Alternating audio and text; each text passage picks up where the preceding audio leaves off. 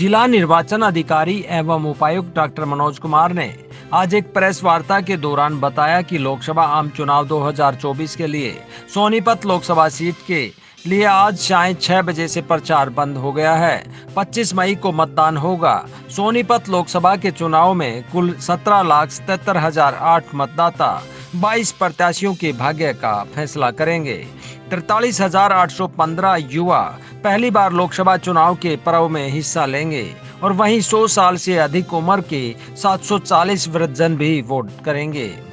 जिला निर्वाचन अधिकारी डॉक्टर मनोज कुमार ने प्रेस कॉन्फ्रेंस के दौरान कहा कि सोनीपत की 6 विधानसभाओं के 11,96,401 तथा जींद जिला की 3 विधानसभाओं के 5,80,607 मतदाता शामिल हैं। उन्होंने बताया कि सोनीपत जिला के कुल मतदाताओं में 6,41,653 पुरुष तथा 5,54,714 महिला हैं।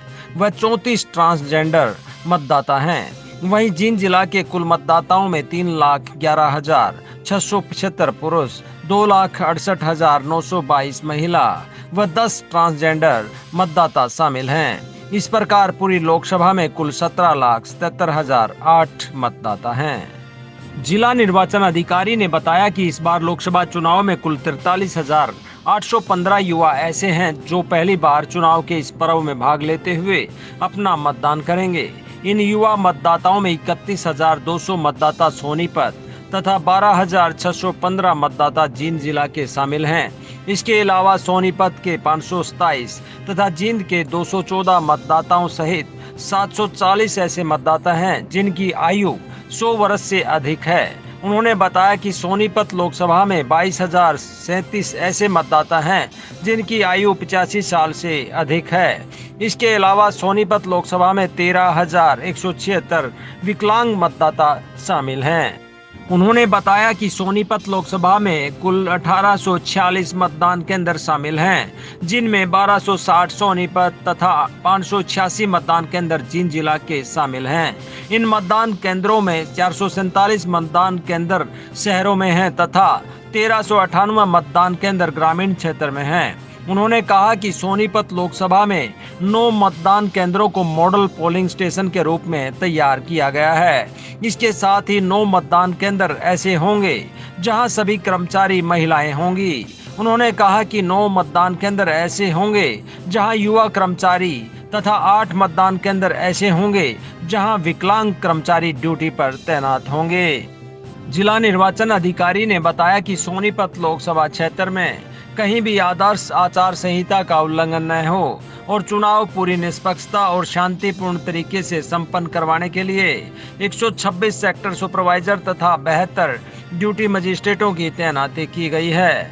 इसके अलावा भारतीय निर्वाचन आयोग के निर्देशों की पालना करवाने के लिए सोनीपत लोकसभा क्षेत्र में 54 FST, 79 SST, 15 VST, 15 VVT टीमों की तैनाती की गई है, जिनके द्वारा इस बात पर नजर रखी जा रही है कि उम्मीदवारों द्वारा चुनाव प्रचार में कितना पैसा खर्च किया जा रहा है या कहीं पर अवैध शराब या नकदी या मतदाताओं को लुभाने के लिए अन्य वस्तुओं का प्रयोग नहीं किया जा रहा। इसके अलावा लोकसभा क्षेत्र में 5 अंतर्राज्यीय नाके भी लगाए गए हैं जहां पर वाहनों की चेकिंग की जा रही है। जिला उपायुक्त ने बताया कि मतदान से 48 घंटे पहले यानी आज शाम 6 बजे से प्रचार प्रसार पर रोक लग जाएगी, जिसके बाद कोई भी राजनीतिक पार्टी या उम्मीदवार रैली, जुलूस तथा अन्य माध्यमों से चुनाव प्रचार नहीं कर पाएगा। उन्होंने कहा कि चुनाव प्रचार के लिए जिन वाहनों की अनुमति ली गई थी वे अनुमति भी आज शाम 6 बजे से खत्म हो जाएगी। अगर किसी राजनीतिक पार्टी या उम्मीदवार को वाहन की अनुमति लेनी है तो उसे दोबारा आवेदन करना होगा। गौरतलब है कि निर्वाचन अधिकारी ने दावा किया है कि गर्मी के चलते सभी मतदान केंद्रों पर सभी व्यवस्थाएं की गई हैं, जिनमें पानी की व्यवस्था, ORS, एम्बुलेंस तथा डॉक्टरों की टीम की व्यवस्था शामिल है। इसके अलावा जिन मतदान केंद्रों पर लाइन में लगने वाले मतदाताओं के लिए गर्मी से बचने के लिए छत नहीं है, वहां टेंट की व्यवस्था की गई है ताकि लोगों को गर्मी में किसी प्रकार की परेशानी न आए। इसके अलावा सभी मतदाताओं से अनुरोध है कि वे हो सके तो ज्यादा गर्मी होने से पहले ही अपने बूथ पर पहुंचकर अपना मतदान करें और गर्मी से मतदान करने के लिए घर से निकलते समय सिर पर कपड़ा या छाता और पानी पीकर आएं। उन्होंने कहा कि सोनीपत लोकसभा के सभी क्रिटिकल मतदान केंद्रों पर सुरक्षा के लिए पुख्ता इंतजाम किए गए हैं। इन सभी मतदान केंद्रों का लाइव टेलीकास्ट किया जाएगा। इसके अलावा यहां पर रिकॉर्डिंग भी की जाएगी ताकि किसी प्रकार का तनाव न उत्पन्न हो सके। उन्होंने कहा कि चुनाव में लॉ एंड ऑर्डर की स्थिति से निपटने के लिए 95 पुलिस पार्टियों की तैनाती की गई है। इसके अलावा मतदान केंद्र के 200 मीटर की परिधि में कोई राजनीतिक पार्टी या उम्मीदवार टेंट नहीं लगा सकता। इस पर पूर्णतः पाबंदी रहेगी।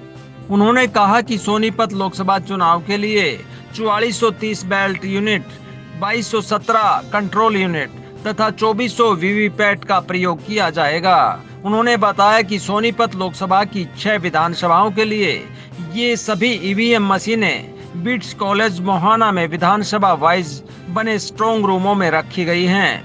24 मई को सभी पोलिंग पार्टियां यहीं से अपनी ईवीएम मशीनें व अन्य कागजात लेकर अपने अपने मतदान केंद्रों के लिए रवाना होंगी और मतदान के बाद यहीं ये मशीनें जमा होंगी, जिसके बाद 4 जून को यही मतगणना की प्रक्रिया संपन्न करवाई जाएगी।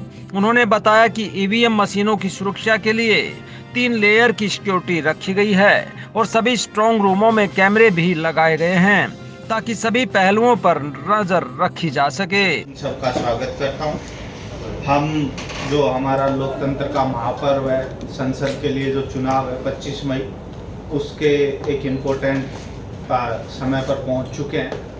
आज जो प्रचार है उसका आखिरी दिन है। शाम को 6 बजे जो प्रचार है वो समाप्त हो जाएगा। जो पब्लिक रैलीज वगैरह है, इसके बाद प्रत्याशी डोर टू डोर कोई कैंपेन कर सकेंगे। जो बेसिक सी चीज़ें हैं वो मैं आपको बता देता हूँ। मतदान का समय 25 मई 2024 को सुबह 7 बजे से और शाम को 6 बजे तक रहेगा। हमारे ज़िले में टोटल 11,96,401 वोटर्स हैं, जिनमें से 11,89,649 वोटर्स ऐसे हैं जो ईवीएम के पोलिंग स्टेशन में वोट कर सकते हैं। उसके अलावा 6,752 हमारे सर्विस वोटर्स हैं। अगर मैं पूरी लोकसभा की बात करूं तो 17,77,008 177,708 ये पूरी लोकसभा क्षेत्र के अंदर जो 6 विधानसभा हमारी सोनीपत की हैं और 3 विधानसभा जींद की हैं, उनमें हमारे टोटल वोटर्स हैं। और जिले में जो इस लोकसभा के अंदर लगभग 13,000 पीडब्ल्यूडी वोटर्स हैं, उनमें से कुछ ने होम से भी वोटिंग की है, बाकी सभी ने कहा है कि वो बूथ पर आएंगे और वहीं वोटिंग करेंगे।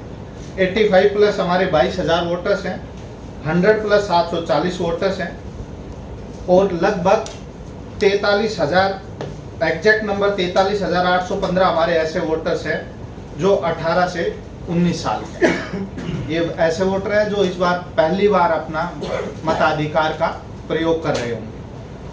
Polling station 1260 polling station Jind में है, 586 polling station 1260 polling station Sonipat में है, 586 पोलिंग स्टेशन जींद में है। सोनीपत लोकसभा के अंदर 1846 टोटल पोलिंग स्टेशन है। जो सोनीपत के 1260 पोलिंग स्टेशन है वो 616 लोकेशंस पर है, क्योंकि बहुत सारी लोकेशंस पर 2, 3, 4 भी हमारे बूथ हैं। इसके अलावा हम हर विधानसभा के अंदर एक मॉडल पोलिंग स्टेशन बनाएंगे जहां पर कुछ अलग से सुविधाएं, जैसे कि मान लीजिए टेंट उनका और बड़ा होगा और उन कारपेट की व्यवस्था की जाएगी, बैलून्स वगैरह की, जो थोड़ा सा अट्रैक्टिव लगे। 5 हमारे ऐसे बूथ रहेंगे जो जिनमें जो सारे पोलिंग स्टाफ है वो महिलाएं ही रहेंगी सोनीपत जिले के अंदर, और 6 हमारे ऐसे पोलिंग स्टेशन रहेंगे जहाँ पे हमारे जो यूथ कर्मचारी हैं, यंग कर्मचारी हैं, वो ही उनको मैनेज करेंगे। इसके अलावा जो लैंड ऑर्डर ड्यूटी है वो सब उनकी तैनाती हो गई है। 71 सेक्टर मजिस्ट्रेट रहेंगे जो ईवीएम रिप्लेसमेंट या कोई लैंड ऑर्डर या कोई और विषय रहेगा उन सभी को अटेंड करेंगे। 48 जोनल मजिस्ट्रेट रहेंगे ये लैंड ऑर्डर से संबंधित जो भी कार्य रहेंगे उन सबको उस दिन शांति बनी रहे, निष्पक्ष चुनाव हो, कहीं भी कोई ऐसी घटना ना हो। 95 पुलिस की पार्टियां हैं, उसके ऊपर अलग से इंस्पेक्टर, डीएसपी, डीसीपी और मेरी और सीपी साहब की वो भी पेट्रोलिंग पार्टीज रहेंगी। वो सब लैंड ऑर्डर का जो पोर्शन है उसको देखेंगे। इसके अलावा हमारी 36 जो एफएसटी हैं वो भी काम कर रही होंगी चुनाव के टाइम। 42 नाके हैं, वो सब सोनीपत जिले में काम कर रहे होंगे। सभी मशीनों की कमीशनिंग होने के उपरांत जो मशीनें हैं बीआईटीएस के जो मोहाना है वहाँ पे स्ट्रॉन्ग रूम में कैंडिडेट्स के स्वयं या उनके एजेंट्स की उपस्थिति में उनको सील कर दिया गया है। कल जो हमारी पोलिंग पार्टीज हैं उन सबको सामान और ईवीएम वहाँ से देकर उनको डिस्पैच किया जाएगा। कल शाम तक वो सब अपने पोलिंग स्टेशंस पर पहुँच जाएंगे। परसों वोटिंग करवाने के उपरांत शाम को वो वापस अपना जो भी ईवीएम और सामान है वो बिट्स मोहाना में जमा करवाएंगे। जो हमारी स्पेयर या अनयूज मशीनें रह जाएंगी या जो मॉक पोल से पहले डिफेक्टिव मशीनें रह जाएंगी उन सबको डिस्ट्रिक्ट ईवीएम वेयर हाउस है जो कि आपदा भवन में यहीं लघु सचिवालय के पीछे स्थित है, यहाँ पर उन सबको स्टोर किया जाएगा। जो भी पोल्ड ईवीएम रहेंगी वो सब बिट्स मोहाना में उनको स्ट्रॉन्ग रूम में रखा जाएगा तथा वहाँ पर उनकी सीसीटीवी कवरेज रहेगी। 3 टायर उसमें सिक्योरिटी रहेगी। जो इनर कॉर्डन है वो सेंट्रल आर्म पुलिस फोर्स है उनका रहेगा, उसके बाद स्टेट आर्म रहेगी और बाहर हरियाणा पुलिस का घेरा रहेगा। इसके अलावा लास्ट 48 आवर्स में आज 6 बजे के बाद जैसा मैंने बताया था आपको जो चुनाव प्रचार है वो पब्लिक रैली जो वो सब समाप्त हो जाएगा। जो भी कैंडिडेट्स हैं अब उनके जो व्हीकल चलेंगे उनको अलग से परमिशन लेनी पड़ेगी।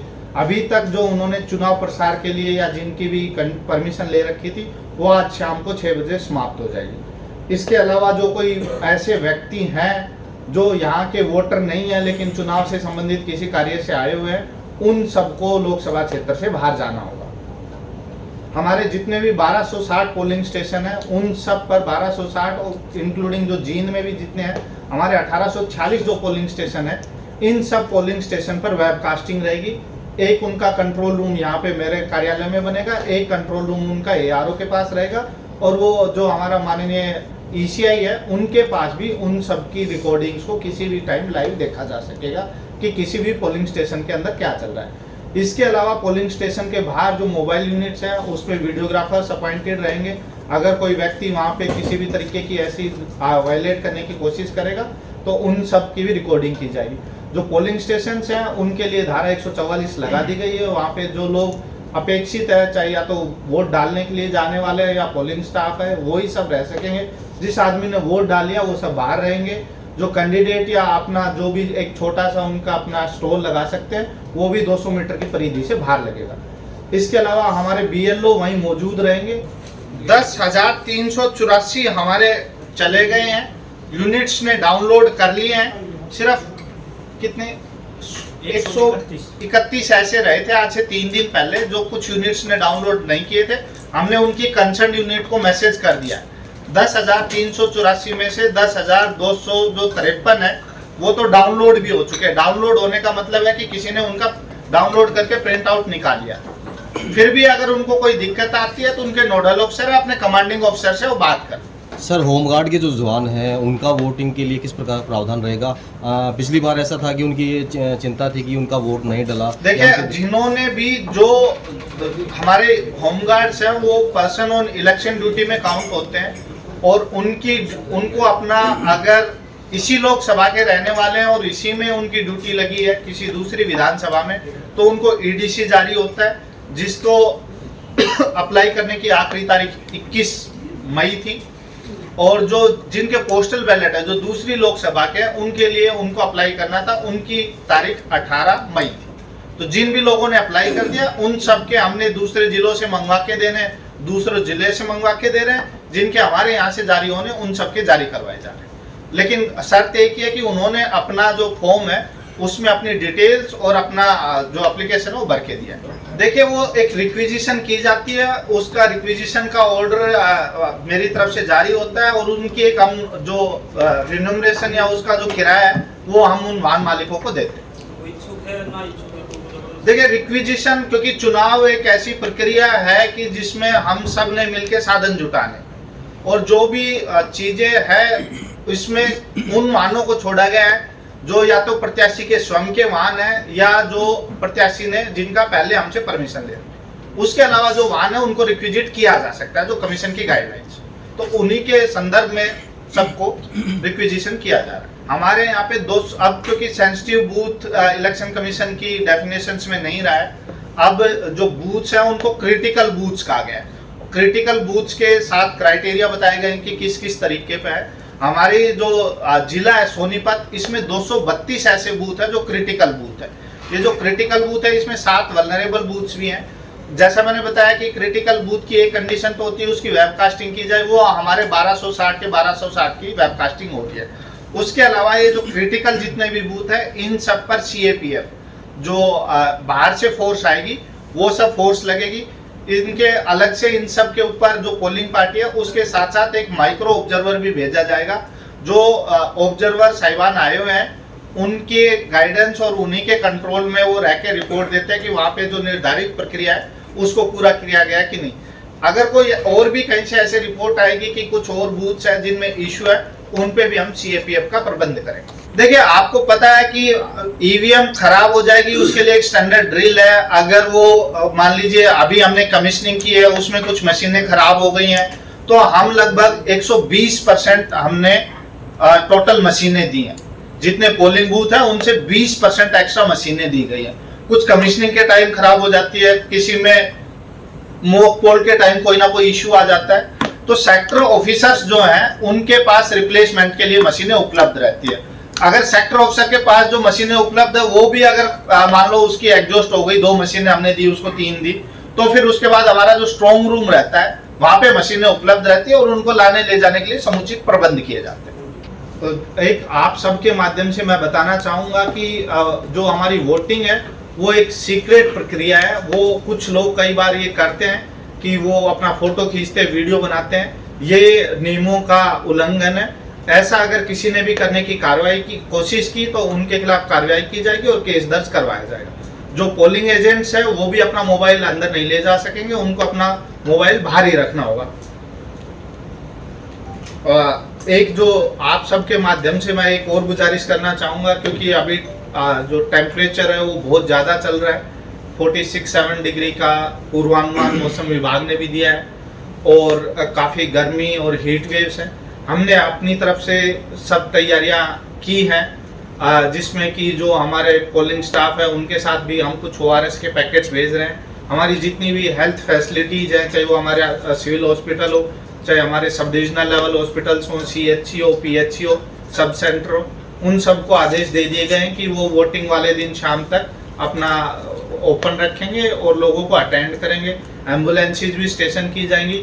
लेकिन इन सब के बावजूद मेरी लोगों से अपील रहेगी कि वो सुबह सुबह जितना जल्दी हो सके, जब तक कि धूप और तेज गर्मी का प्रकोप बढ़े, उससे पहले ही वोटिंग करें। और अगर दिन में किसी वजह से उनको आना पड़ रहा है तो अपने घर से पानी, छाछ, लस्सी जो कुछ भी है वो अपना पीकर चलें, अपने सर को ढक कर आएं। छाता अगर उपलब्ध है तो छाते का प्रयोग करें। पोलिंग स्टेशन के अंदर हम जहां भी लाइन लगेगी उन सब में शेड की व्यवस्था की गई है। जहाँ पे पहले बरामदे हैं और बरामदों में लाइन लगेगी, जहाँ पे बरामदे नहीं है वहाँ पे टेंट हाउस के माध्यम से व्यवस्था करवाई जाएगी। इसके अलावा पोलिंग स्टेशन पर पीने के पानी की व्यवस्था रहेगी। इसके लिए जो हमारी लोकल बॉडीज है, चाहे अर्बन लोकल बॉडीज है या रूरल जो पंचायत हैं, उन सबको निर्देश दे दिए गए। आपके संज्ञान में ये भी लाना चाहूँगा कि जो हमारे जिले के वोटर्स हैं लेकिन सरकारी कर्मचारी हैं और उनकी चुनाव में ड्यूटी लगी हुई है, उन सबको हमने पोस्टल बैलेट जारी कर दिए हैं। एक तो मैंने आपको शुरू में बताया था कि 10,384 तो ऐसे मतदाता है जो सर्विस वोटर्स है, जो आर्मी या CAPF उन सब में तैनात है। उनके पोस्टल बैलेट पहले ही भेजे जा चुके हैं ETPBS के माध्यम से और हमारे पास वापस आना भी शुरू हो गए। लेकिन जो कर्मचारी हैं जो इलेक्शन ड्यूटी पर हैं, तो ऐसे भी लगभग 3500 हमने दूसरे जिलों में जो तैनात है लेकिन हमारे लोकसभा के वोटर्स हैं, उन सबको हमने पोस्टल बैलेट भेज दिया है। सिमिलरली हमारे यहाँ भी लगभग 500 के आसपास ऐसे हैं जो दूसरी लोकसभाओं के वोटर्स हैं लेकिन हमारे यहाँ पर ड्यूटी पे हैं, उन सब के पोस्टल बैलेट मंगवा लिए गए हैं। जो कर्मचारी यहीं इसी लोकसभा क्षेत्र में हैं और उनकी ड्यूटी लगी हुई है, उन सबको EDC सर्टिफिकेट जारी किया गया है, जो EDC के माध्यम से जहाँ भी उनकी ड्यूटी होगी वो अपना EDC जमा करवा कर और ईवीएम पर ही वोट डालेंगे, ये पोलिंग एजेंट्स को भी बता दिया गया है। इस जो सबसे महत्वपूर्ण बात है जो आप हमारा संदेश पहुंचाए, और मैं मतलब ये चीज बड़ी संतुष्टि के साथ कहता हूं कि अभी तक जितने भी मैसेज मैंने दिए हैं, जितने भी प्रेस नोट जारी किए हैं, आप सब ने उनको अच्छी जगह पर, मतलब ऐसे नहीं है कि लास्ट पेज पे कहीं छोटा सा छपा है, आप सब ने उनको प्रमुखता से पब्लिश किया है। मैं आपका शुक्रगुजार भी हूँ। एक मुहिम है जिसमें सब ने मिलकर जितना ज्यादा लोगों की भागीदारी हो पाए। पिछली बार जो सोनीपत लोकसभा उसमें 70% से ऊपर मतदान हुआ था। हमारी कोशिश है कि इस बार भी उससे ऊपर मतदान हो, हम 75% 80% के आंकड़े को छुएं। तो मेरी जो अपील है वो ये है, जो भी व्यक्ति उस दिन सोनीपत में है और जो वोटर है, वो अगर हर व्यक्ति मतदान केंद्र तक चला जाएगा तो हमारी पोलिंग परसेंटेज 90% से भी ऊपर हो जाएगी। और कुछ लोग ऐसे हैं जो कहते हैं कि जी हम तो अपना तो डालेंगे ही, आप हमारे लिए कुछ और बताइए। उनके लिए मेरा मैसेज रहेगा कि वो अपने आसपास एक आदमी अगर ऐसा चुन ले जो वोट डालने जाने में कोई आनाकानी कर रहा है या उसको लग रहा है कि वोट डालने जाने में उसको कोई तकलीफ महसूस हो रही है, उसकी मदद कर दे। तो एक और एक जो मोटिवेटेड लोग हैं वो एक अपना डालें और एक और ऐसे व्यक्ति को साथ लेके जाए जो मतदान में जिसका थोड़ी सी उदासीनता है। तो मैं समझता हूं कि हमारा जो मतदान का प्रतिशत है वो एक ऐसे लेवल तक पहुंचेगा कि सब मतदाताओं की उसमें हिस्सेदारी सुनिश्चित हो पाए। आप सभी का अभी तक बहुत बहुत जो आपने हमें सहयोग किया है, बहुत बहुत धन्यवाद। इस जिले में एक बार भी मुझे कहीं से हमारी एमसी या कहीं से भी ये रिपोर्ट नहीं आई कि किसी ने किसी के फेवर में बायस या किसी के अगेंस्ट में बायस रिपोर्टिंग की है। मुझे रोजाना यही बताया गया कि आपने बहुत ही संतुलित तथ्यों के आधार पर और जो एक सम्मानजनक और मर्यादित रहते हुए जो रिपोर्टिंग की है, मैं समझता हूं कि वो अगले 3-4 दिन भी जारी रहेगी और आप जो घटनाएं हैं उनके तथ्यों तक जाकर और उनमें जो सही बात है उसको प्रकाशित करने का काम करेंगे। आपका बहुत बहुत जगत महान न्यूज के लिए सोनीपत से तेजवीर सिंह की रिपोर्ट।